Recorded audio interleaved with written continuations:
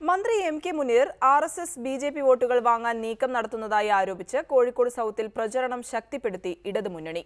ആരോപണം കള്ളമാണെന്നും വർഗീയ ശക്തികളുടെ വോട്ട് തനിക്ക് വേണ്ടെന്നുമുള്ള മറുപടിയുമായി എം.കെ. മുനീറും രംഗത്ത് വന്നതോടെ പ്രചാരണം കൊഴുത്തു.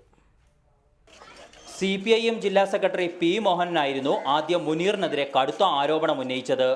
RSS BJP വോട്ടുകൾ കച്ചവടം നടത്താൻ മുനീർ നീക്കം നടത്തുന്നുവെന്നായിരുന്നു ആക്ഷേപം.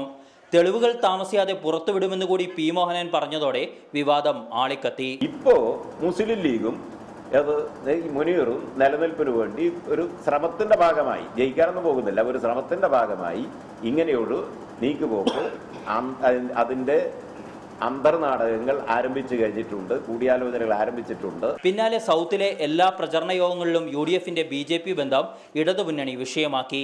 അതേസമയം അതേ നാണയത്തിൽ മുനീറും തിരിച്ചടിച്ചു. ഞാനും BJP നേതാക്കളും ചർച്ച ചെയ്തതെന്നോ അല്ലെങ്കിൽ RSS ചർച്ച ചെയ്യുന്നതുള്ള ശുദ്ധാസംബന്ധമാണ്. മാത്രമല്ല, ഞാൻ ഈ ഒരു കാര്യം എല്ലാ സ്ഥലത്തും പറഞ്ഞിട്ടുണ്ട്. വർഗീയതയുമായും തീവ്രവാദവുമായും ഒരു സന്ധിക്കും ഞാൻ തയ്യാറല്ല.